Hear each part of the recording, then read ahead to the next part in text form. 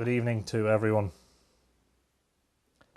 I just wanted to mention briefly the new book, The Mythology of Venus, Ancient Calendars and Archaeoastronomy. This is an international collaboration of authors who've written essays about various aspects of the mythology of Venus.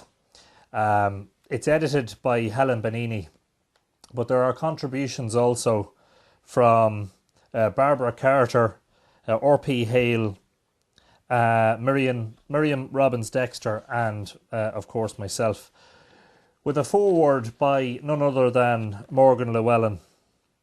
And I'll just give you a brief taste. I wanted to just read a passage of what I've written in the book, just to give you a flavour of it, but also maybe just a little bit about what Morgan Llwelyn says. The mythology of Venus admirably succeeds in presenting a complex yet stimulating overview of Venus as primordial archetype, complete with astronomical signposts and well-justified water associations. The female principle, which has played a central role in human development, is traced from its earliest recognition, offering students of history, mythology, or psychology much to think about.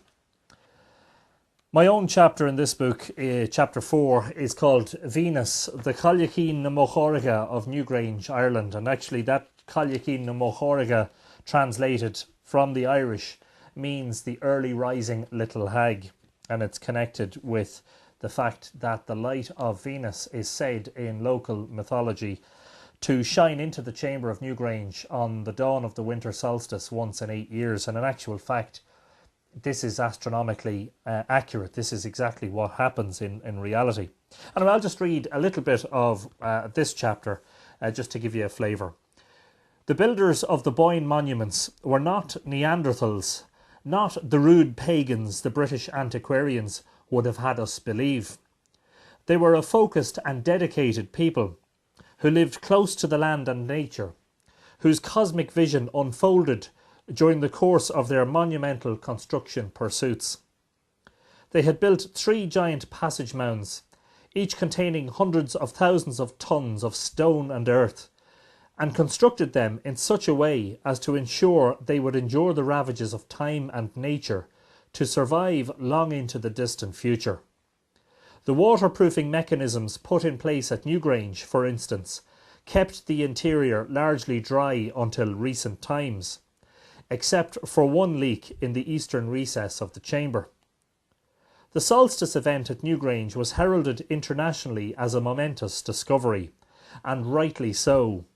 But the local people who lived in the Boyne Valley in recent history, people who might well have been direct descendants of the builders, never really forgot what Newgrange was about. It had long been recounted in various stories that Newgrange was aligned so that the sun shone into its chamber on the solstice.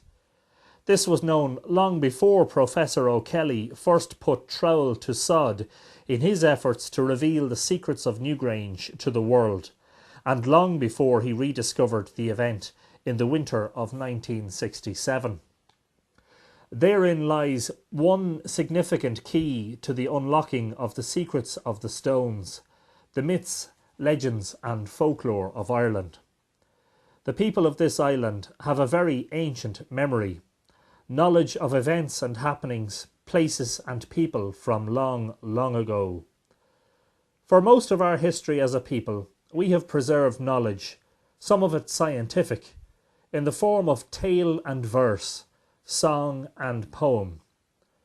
The survival of knowledge, so often ascribed only to the Christian monks who preserved our ancient stories by transcribing them onto parchment in the 12th and 13th centuries, is due in greater part to the endurance of myth. Our most ancient memories as a people are locked into these great tales, which we have been uttering for countless generations, wittingly and unwittingly bringing ancient stories into modern times.